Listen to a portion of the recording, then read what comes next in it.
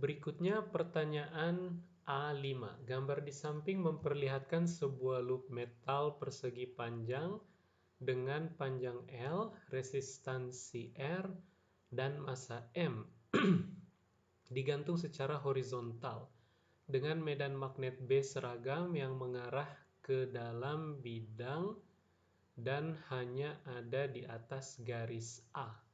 Oke, garis A yang gambar putus-putus warna kuning. Loop kemudian dijatuhkan sampai mengalami percepatan hingga mencapai kecepatan VT. VT adalah kecepatan terminal. Tentukan kecepatan terminal tersebut.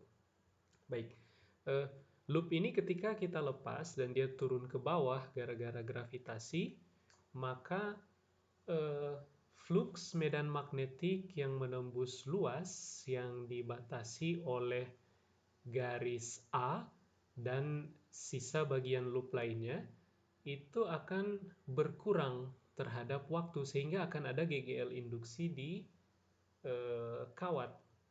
Nah,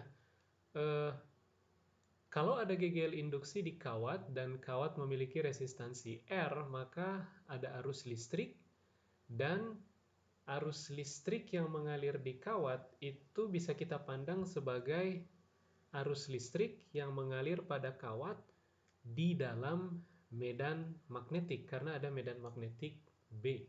Sehingga akan ada gaya magnetik yang dialami oleh loop kawat ini.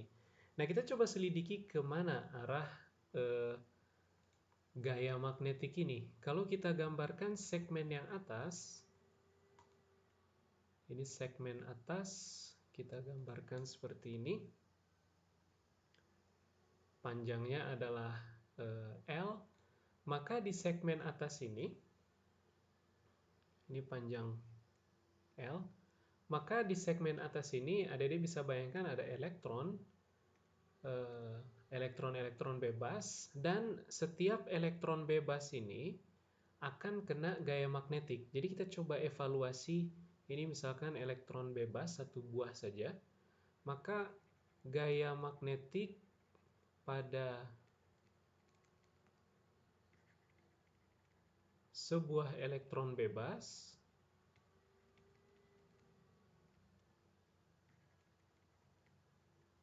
itu diberikan oleh gaya magnetik untuk satu buah elektron bebas itu sama dengan negatif 1,6 kali 10 pangkat min 19 Coulomb kali V cross B.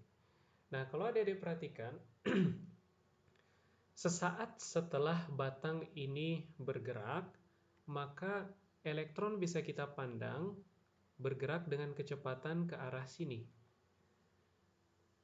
Sehingga akibatnya dia akan kena gaya magnetik karena ada medan magnetik yang arahnya masuk ke dalam bidang. Ini ada medan magnetik arahnya masuk ke dalam bidang, maka elektron ini akan kena gaya magnetik dan arahnya adalah ke kiri sini. Adik-adik bisa selidiki pakai aturan tangan kanan, tapi ingat elektron itu medannya negatif. Muatannya negatif.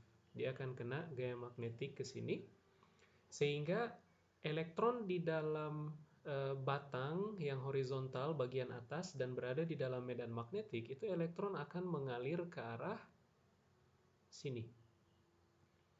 Dan kita bisa bilang kalau begitu arus listrik di segmen atas itu akan mengalir ke arah sebaliknya. Nah, ini kalau kita tinjau hanya sesaat setelah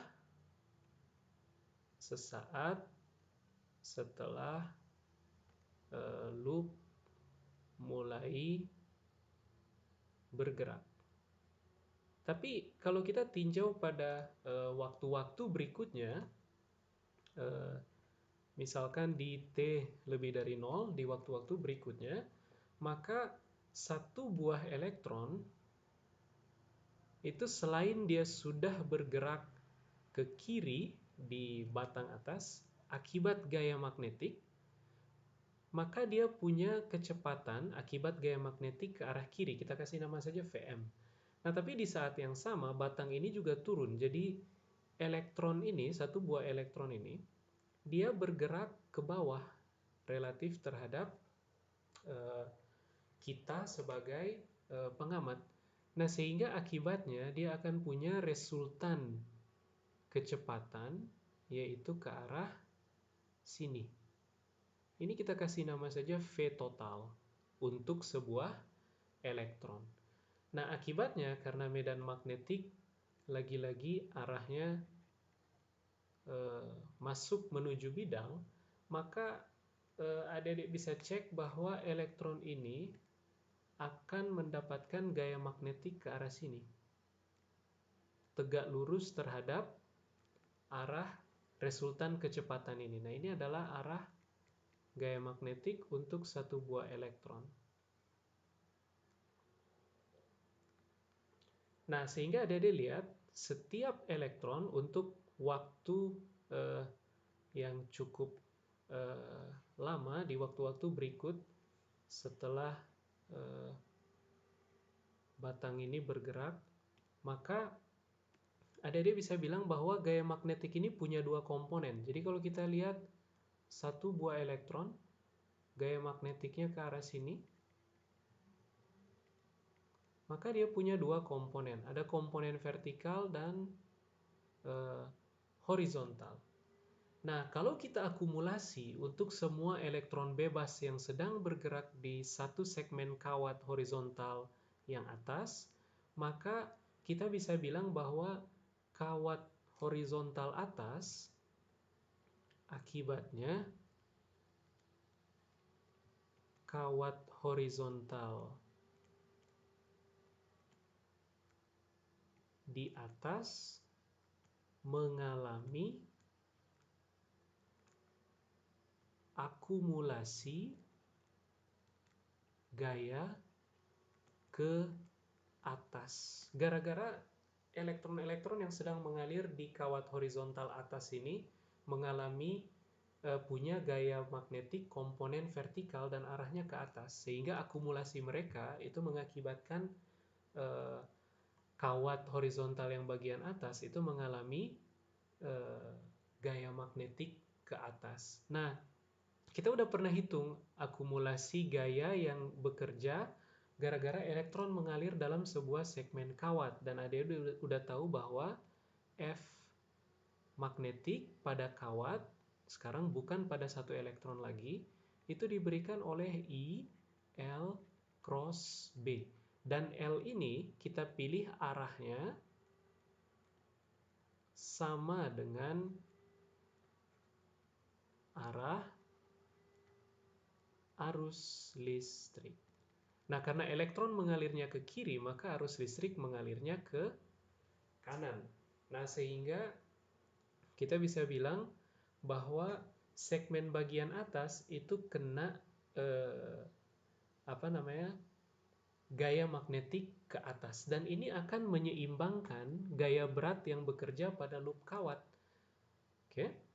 Nah, sehingga saya bisa tulis kalau begitu supaya kecepatan terminal tercapai, maka gaya yang ke atas ini, gaya magnetik akumulatif yang bekerja di segmen atas, itu mesti sama dengan gaya berat atau gaya gravitasi yang bekerja di loop kawat, sehingga saya bisa bilang ILB, magnitudenya, sekarang L vektor ini saya ganti dengan L kapital saja, karena L vektor ini magnitudenya adalah panjang dari kawat horizontal atas. Nah, sehingga ILB ini mesti sama dengan M kali G. Jadi gaya ke atas dengan gaya ke bawah mesti setimbang supaya resultan gaya 0 dan loop ini akan bergerak dengan kecepatan yang konstan. Walaupun pada awalnya dia dipercepat, tapi lama-kelamaan arus makin besar, gaya magnetik makin besar, tapi berlawanan arah, sehingga satu saat gaya magnetik ini setimbang dengan gaya berat. Nah, saat kondisi ini tercapai, maka kecepatan terminal akan tercapai. Nah, dari sini saya bisa tulis I kalau begitu sama dengan mg per lb. Nah, I sendiri adalah besar GGL induksi yang terjadi di loop dibagi dengan hambatan. Nah, kalau adik-adik ingat, kalau begitu saya bisa tulis besar GGL induksi dikali 1/R, dan besar GGL induksi ini tidak lain adalah perubahan flux magnetik terhadap waktu. Ini mesti sama dengan mg per lb. Nah, perubahan flux magnetik saya bisa kali, sebelum itu saya bisa kali 1/R ke luas kanan, jadi ini jadi mg dikali r per lb. Nah, perubahan flux magnetik itu bisa kita hitung dari ddt dari B dikali A. Nah, karena medan magnetik konstan, jadi medan magnetik bisa saya keluarkan dari sini, sehingga yang kita butuhkan hanya ddt dari luas. Nah, luas yang berada di dalam medan magnetik itu hanya luas yang ini saja. Dan luas ini bisa kita hitung dari L dikali panjang yang masih berada di dalam medan magnetik. Misalkan kita kasih nama L kecil. Jadi luas yang berada di dalam medan magnetik yang menghasilkan flux itu hanya L kapital dikali L kecil. Nah, sehingga saya bisa tulis ini sebagai L kapital dikali L kecil. Nah, kemudian ada diingat L kapital ini konstan, sehingga ini bisa saya tulis sebagai B dikali L dikali magnitud dari dl dt, L kecil. Nah, L kecil ini perubahannya terhadap waktu tidak lain adalah laju dari loop ketika turun ke bawah. Sehingga saya bisa tulis dari sini, kalau begitu BLV sama dengan mg dikali R per LB. Nah, dari sini saya bisa dapat V ini adalah V terminal karena dia berkaitan dengan kondisi ketika kesetimbangan antara gaya magnetik dan gaya gravitasi tercapai. Sehingga saya bisa tulis V terminal ini tidak lain adalah mg dikali R per B kuadrat L kuadrat. Nah, dari sini kita dapat kecepatan terminal yang dialami oleh loop.